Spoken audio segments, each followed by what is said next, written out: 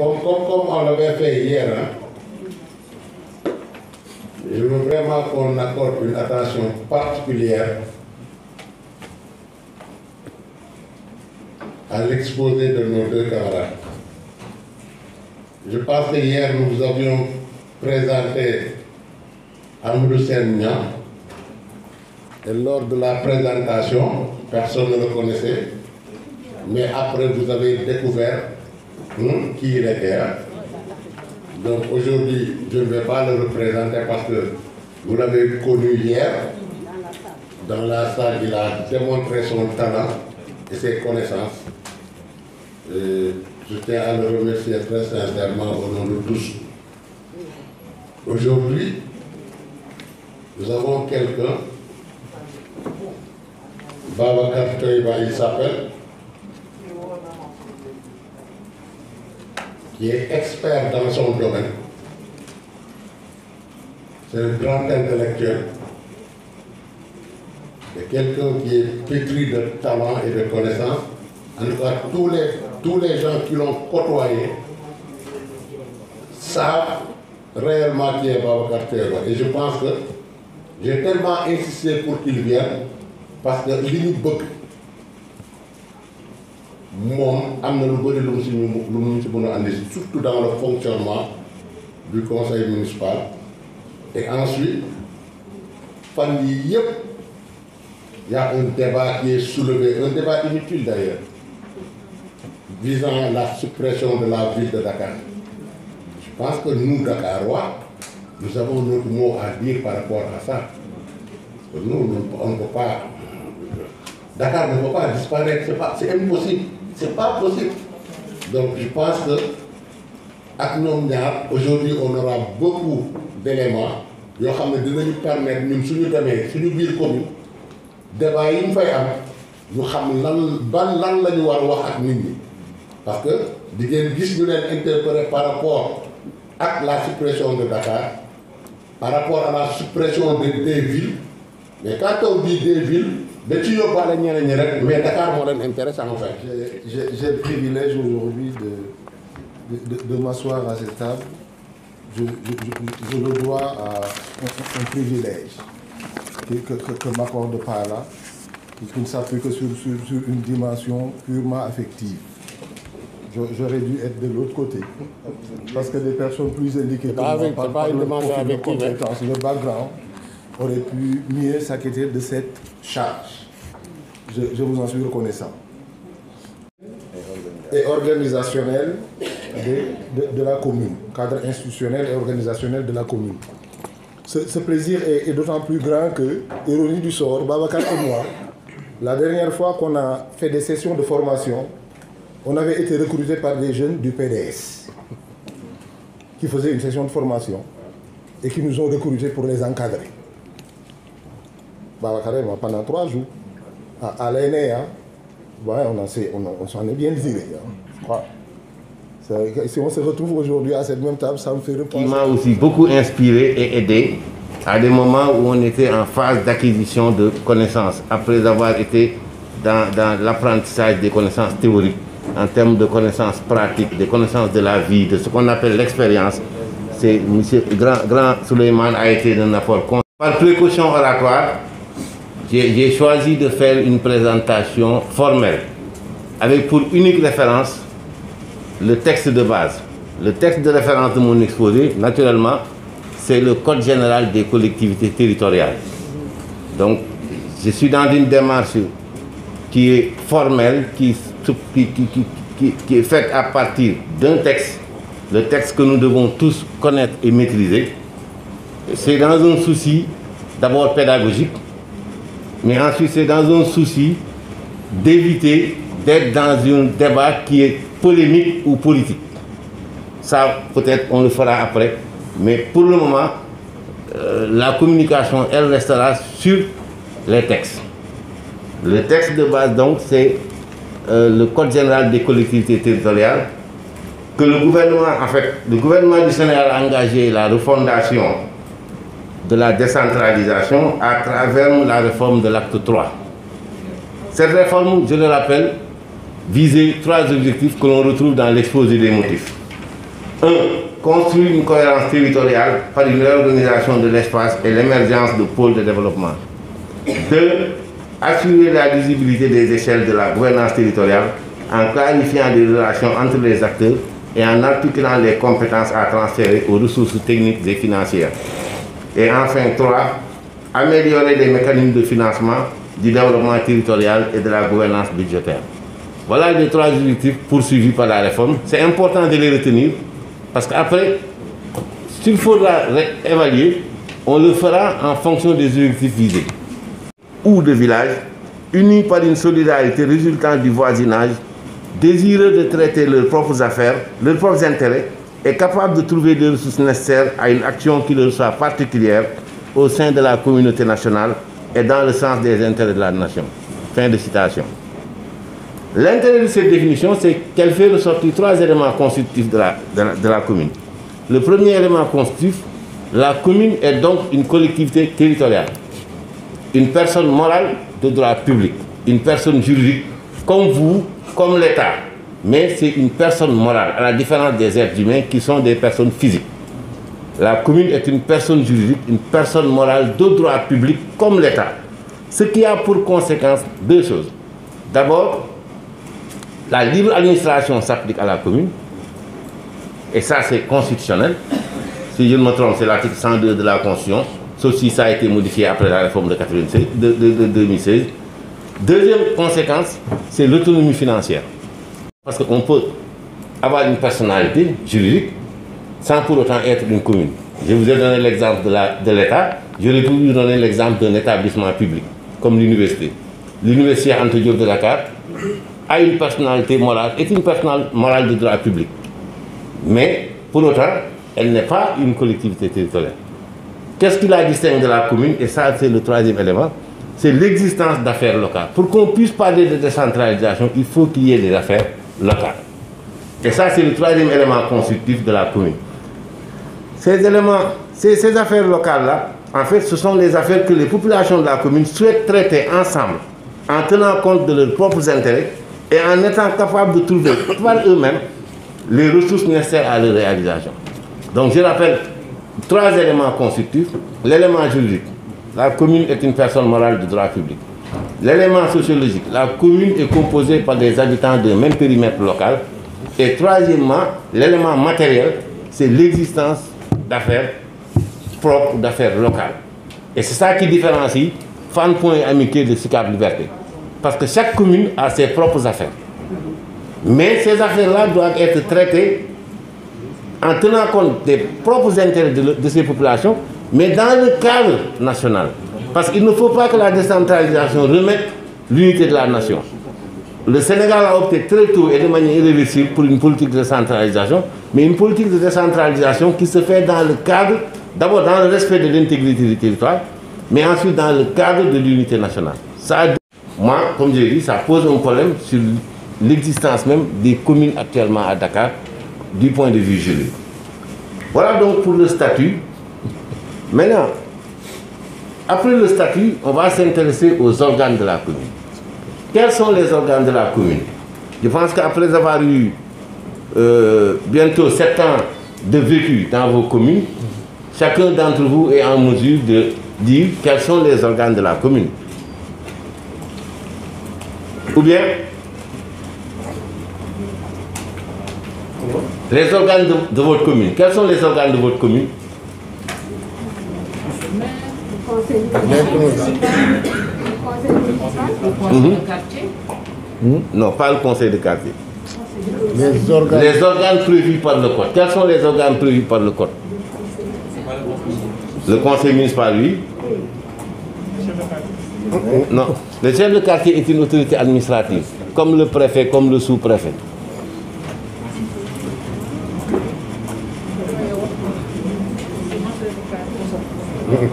En fait, j'ai posé la question et on va y revenir parce qu'après, on va... Oui, allez-y.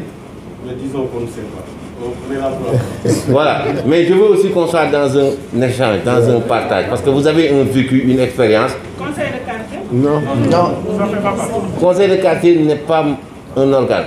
En fait, j'ai posé la question parce qu'il y a un piège dans notre système de décentralisation. En fait, tout est fait dans l'esprit commun. On pense que le bureau municipal est un organe. Alors que le bureau municipal n'est pas un organe du coup.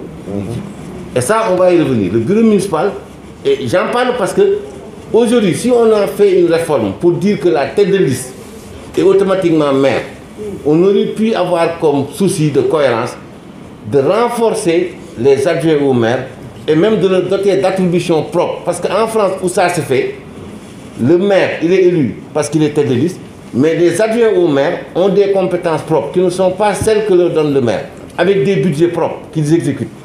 Oui, c'est ça l'incidence d'une telle réforme, poussée jusqu'au bout, c'était ça. Mais pas seulement de dire qu'un tel est tête de liste, donc il est maire, et les autres, ils suivent. Et l'intérêt, c'est quoi?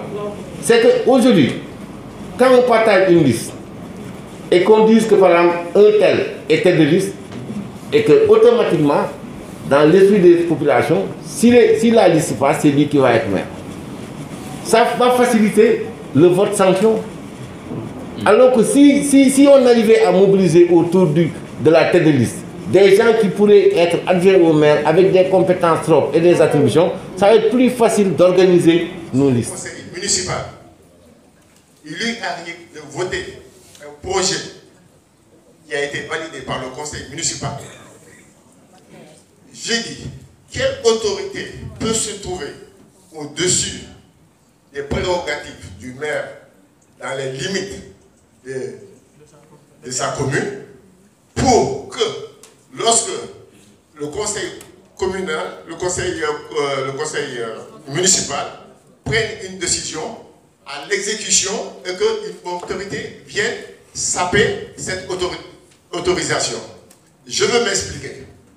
Nous avons au niveau de FAN une école coranique qui date de plus de 50 ans. Donc, tous les cadres, toutes les personnes ressources de femmes sont passées par cette école coranique qui date de plus de 50 ans. Malheureusement, elle était faite de baraques. Jusqu'à nos jours, elle était de baraques. Il s'est passé les dernières années passées des sinistres au niveau des différentes communes où on a vu des jeunes talibés brûlés dans leur baraque. Pourquoi? Pour avoir utilisé des bougies très tard dans la nuit. Donc, nous ayons appréhendé ce phénomène, ce sinistre, et pour éviter à ce que de pareils trucs se représentent dans notre quartier, la seule école coranique qui datait de 50 ans, nous avons voté au niveau de la mairie le budget pour la réfection de cette école coranique. Donc, je dis que monsieur le maire, en tant que la personne, le premier magistrat de sa commune, un accord des conseillers municipaux, nous avons dégagé un budget dans ce sens, jusqu'à ce que l'école coranique soit débarrassée de ses baraquements. On a commencé à le mettre en dur. Mais à notre grande surprise, un beau matin, la DESCOS qui s'amène pour faire arrêter les travaux. J'ai dit, la DESCOS, pas de prérogative là, pour que un maire, le premier magistrat d'une ville, décide quelque chose avec ses conseillers pour l'intérêt collectif. Ce n'est pas un intérêt personnel, parce que ce n'est pas pour lui, c'est pour les enfants de la commune. Et que la DESCOS arrive à faire arrêter ces travaux. Donc c'est par rapport à ça que je vous demande que vous me précisez par exemple de quelle loi est-ce que vraiment prérogative elle peut jouir pour vraiment faire arrêter ces travaux. Permettez-moi, Madame la Présidente de la séance, d'ouvrir une parenthèse pour remercier Monsieur le maire très sincèrement de nous avoir honorés d'assister à ce brillant séminaire. Merci Monsieur le maire, encore une fois. Et croyez-moi, je l'avais dit une fois, je le répète aujourd'hui, en face de cette séance. Monsieur le maire. Votre attention, s'il vous plaît. Monsieur le maire, 1001 fois, vous vous présentez aux élections locales, 1001 fois, je vote votre liste. Nous ne sommes pas de la même orientation politique, vous le savez très bien. Mais comme l'a dit hier M. Niang, les élections locales, ce n'est pas une affaire politique. C'est plutôt une affaire de citoyens. J'habite la commune de Van Poy, précisément à la Sicapoulis, depuis ma naissance, 50 ans aujourd'hui, j'ai jamais vu de route bitumée à la rue du Robben, où je suis né. Grâce à vous, monsieur le maire, que j'ai vu cette route bitumée. Merci encore une fois. Donc, 1001 fois vous vous présentez, 1001 fois je vote pour vous. Je vote pour vous. Pour poser maintenant ma question à M. Agnan, vous avez cité parmi les 9 domaines de compétences transférés aux communes, la gestion des ordures, qui aujourd'hui, nous savons que l'État l'a confié à l'UCG. C'est bien ça. Alors, puisque c'est une des compétences transférées aux communes, pourquoi les communes n'attaqueraient pas cet accaparement au niveau de la Cour suprême? C'est-à-dire attaquer cet accaparement, bien sûr, de certains domaines de compétences transférés aux communes. Qu'est-ce que les communes attendent maintenant pour attaquer cet accaparement? Merci. Prendre en compte les possibilités de la mairie. C'est exactement ça. Et une deuxième question, sans que j'avais oublié, excusez-moi.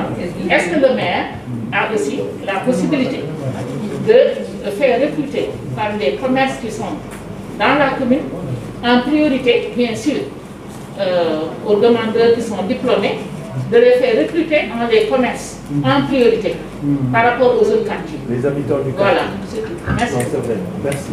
Non. On avait des autres questions avec qui il part quand même mais les autres questions. De toute façon, Seigneur peut répondre aux questions même concernant mon intervention. D'abord, sur la première question, en fait, comme vous dites, le maire est en fait le premier magistrat de sa commune. Il est investi des pouvoirs par la loi pour agir et exécuter les délibérations du conseil municipal. C'est pourquoi tout à l'heure j'ai dit, c'est l'organe d'exécution, c'est l'organe exécutant du conseil municipal. Maintenant, je ne connais pas le fond du problème, mais je vais sortir différentes hypothèses. Il y a une hypothèse où, en fait, je m'assure plutôt que cette dépense-là est inscrite au budget, qu'elle est autorisée par le conseil municipal, que les procédures en matière de réglementation de la commande publique sont respectées, si c'est la mairie qui veut payer, et que donc l'entreprise a été choisie en respect des dispositions du Code des marchés. Si tout ça est fait, l'autre problème qu'il faut envisager, c'est que c'est le site sur lequel les travaux sont prévus. Est-ce qu'il appartient à la mairie ou à l'actuel occupant? Parce que la DESCOS n'intervient que pour s'assurer que les constructions sont autorisées, d'une part, et qu'elles sont faites sur un site appartenant à celui qui construit. Donc, parce que je ne connais pas l'affaire, je ne peux pas aller au fond pour vous apporter une réponse. Mais il faut chercher peut-être de ce côté. Peut-être que c'est un occupant à titre précaire, sans droit ni titre. Même si vous voulez régler un problème, moi je vous suggérerais de vous assurer de son droit de propriété, ou en tout cas de la propriété de la mairie sur le site, avant de faire un investissement de cette nature. Mais je ne pense pas que la DESCOS puisse se permettre, sur un terrain appartenant à cette personne ou appartenant à la mairie, de venir vous empêcher de faire des travaux. Voilà ce que je peux dire par précaution, en attendant d'avoir le fond du dossier. Ça c'est pour M. Touré. Pour Mme Meng, sur la première question, en fait, naturellement, c'est le rôle d'un élu. Vous portez un mandat des populations, et ce mandat-là vous engage à porter les préoccupations des populations. Et comme chez nous, il n'y a pas un mandat impératif ou un mandat localisé, vous pouvez même porter la voix des gens qui habitent Fan-Hoc, même si vous habitez Amitié 2. Vous êtes conseiller municipal de la commune de Fan.Amitié. À ce titre, tous les problèmes identifiés ou connus ou relayés dans la commune peuvent être portés par chacun d'entre vous. Il serait bon, et c'est l'intérêt des conseils consultatifs et des conseils de quartier, qu'en amont, qu'il y ait des concertations, des discussions, ce que j'appelle moi des comptes rendus de mandat entre les conseillers et les populations. Et je pense que la prochaine étape, c'est que dans le code, il faut même qu'on institue à côté des conseils consultatifs les comptes rendus de mandat. C'est-à-dire qu'il faut, et ça c'était la grande force de Bertrand Delanoë à Paris, chaque année, il prenait tout un mois en fin d'année à faire le tour des arrondissements de Paris pour rencontrer les populations, pour faire un compte rendu de mandat. Il leur disait, voilà ce que j'ai fait, les populations disaient, nous, ça nous pose un problème, telle chose n'a pas été faite, on souhaiterait faire telle chose. Et après, c'est des choses sur lesquelles il s'appuie pour construire sa vision et son budget pour l'année à venir. Madame Kouassi, Madame Sène, oui. Oui. Ce que le maire a déjà réalisé dans chaque domaine de compétence. Mais à la fin de chaque année, en allant vers les populations et en étant exposé même à la critique, parce qu'il ne faut pas avoir peur de la critique à soi. Et vous savez, l'intérêt de la démarche de Bernard Noé, c'est que ça a permis aujourd'hui à Anne Hidalgo d'instituer la nuit des débats à Paris. Et même Dakar, nous avons institué ce plan. C'est toute une journée où on organise des débats partout, à l'université, à l'IAM, à la place de la Nation, où les gens viennent, chacun vient avec les thématiques qui l'intéressent. Et on débat pendant 24 heures. Donc, moi, je vous suggère effectivement de continuer à porter la voix de ces. Vous le dites, maintenant, c'est des choses qui sont dans les compétences de la mairie. La mairie pourra avoir en fonction de ses moyens, de ses ressources. Quand elles ne sont pas de la compétence de la mairie, et vous avez la courtoisie de dire aux gens, ça, on aurait souhaité pouvoir le faire, mais la loi ne nous permet pas. Parce qu'il faut toujours établir un rapport de transparence, de vérité avec les mandats. Comme disait Seigneur, les gens nous mettent sur le dos beaucoup de choses qu'on ne doit pas faire ou qu'on ne peut pas faire. Mais quand on est clair, quand on est dans la clarté, dans la transparence, on évite les ambiguïtés. Et quand on est sur une ambiguïté, ça va avoir des conséquences pour une politique. Et les politiques doivent éviter donc des ambiguïtés. Comme disait l'autre, on sort de l'ambiguïté quand ses propres dépendent. Sur la deuxième question, j'avoue que je n'ai pas bien, trop bien saisi. Là, c'est autre chose. Oui.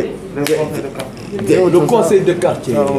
Oui. Mais avant de conclure, d'abord, je voudrais vous remercier très sincèrement pour en fait votre disponibilité, votre sens de l'écoute et surtout pour votre compréhension. Parce que mon engagement aurait dû m'obliger à rester jusqu'au terme de cette rencontre. Bon, j'en demande donc à votre compréhension, à votre indulgence, mais il ne s'agit pas seulement de moi. J'ai mon chauffeur qui doit rentrer après chez lui et je voulais pouvoir le libérer pour ne pas avoir sur ma conscience éventuellement son arrestation ou en tout cas les coups qu'il pourrait recevoir. Donc je voudrais sincèrement vous remercier parce que j'ai passé une magnifique journée en votre sein et rendez-vous compte que beaucoup d'entre vous me disent qu'ils ont beaucoup appris. Mais moi aussi, j'ai beaucoup appris. J'ai beaucoup appris dans l'engagement, dans le militantisme de quartier, de commune. Et ça, c'est important. Parce que quand on veut faire de la décentralisation, il faut d'abord en être un militant. J'ai l'habitude de dire, à l'échelon local, ce n'est pas de la politique. C'est de la citoyenneté. C'est que de la citoyenneté. On a envie de construire ensemble. On a envie de faire ensemble, on met de côté les divergences ou les opinions partisanes. C'est pourquoi j'ai choisi l'option d'être carrément dans la pédagogie et dans le formalisme. J'ai mes opinions politiques, je les garde. Ici, il s'agit de partager des valeurs et une vision pour notre commune, pour nos quartiers. Et je vois que c'est bien le cas. Monsieur le maire s'évertue à construire donc, cette conscience citoyenne commune et je l'y encourage fortement. Par contre, je voudrais attirer votre attention sur un fait, et c'est Seigneur qui a appelé un peu mon attention.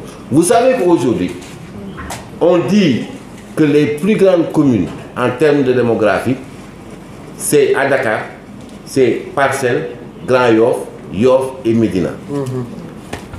Vous avez la particularité d'avoir une commune qui est en non, très peuplée, sans que vous en rendiez compte. Parce que vous avez l'université en votre sein.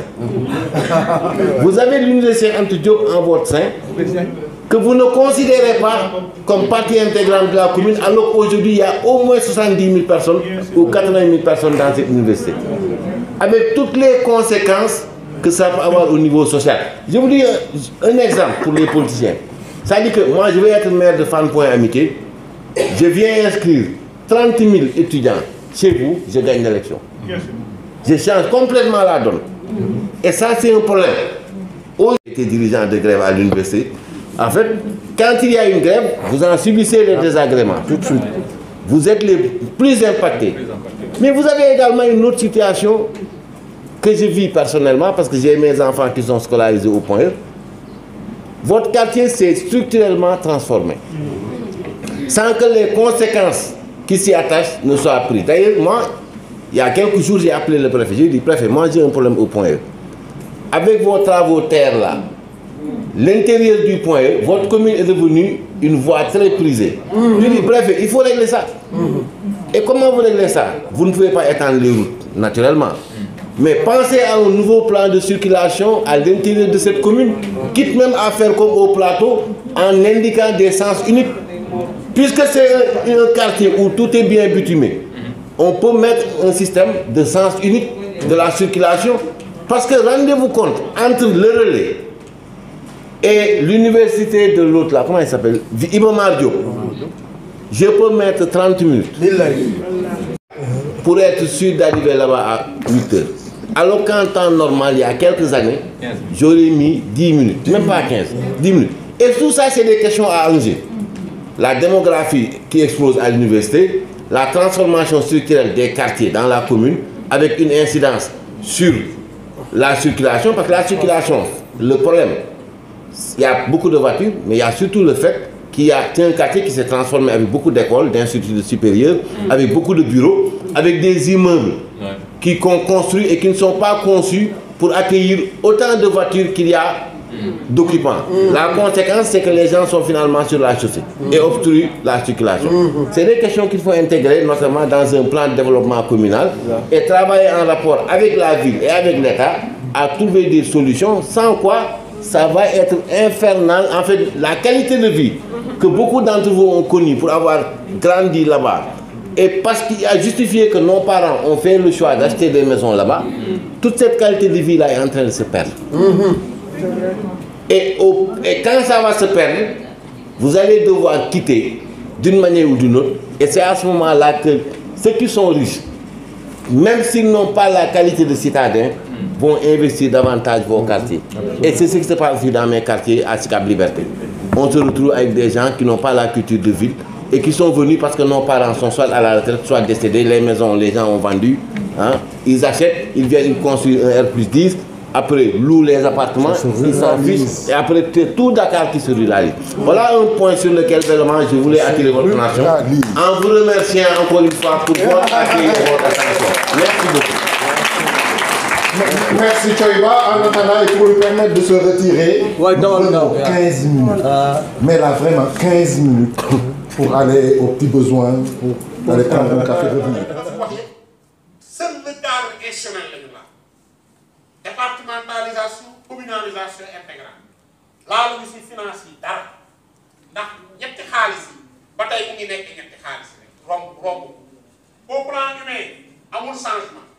Au plan juridique, oui, jël nañ texte de loi yëpp dajale ko ci benn moo tax ñu tuddee ko code général ndax bële code des collectivités locales ndax benn loi la rek la woon mooy 9606 bi ñu boolee transfert de compétence boolee problème ñu dugal ko ci benn loi boobu lañ ko tuddee code général. Donc au plan juridique loolooy changement bi ci am mais les vides juridiques sont là. Le document est moins volumineux, Souleymane.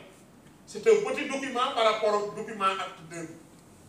Amul ay décret d'application yu ñu ci joindre ndax un code day am une partie réglementaire. Malheureusement, ce code-là n'a pas de partie réglementaire. Amul benn code booy ubbi te doo gis loi L01, L02 après nga dem fële nga gis R01, R02. Code bii rek laa gis ci àdduna. mu nekk code te amul une partie réglementaire loolu problème bu réeré la moo tax li ñuy dund yëpp ñu koy dund da ngay bëgg a tey ba la si bien bi nee na problème bi mooy décret d'application yi kenn gis ko liñ joxoon état jox région jox trois types de compétences moom la rappelé les compétences générales. Les compétences d'attribution et les compétences transférées. Damay dem direct.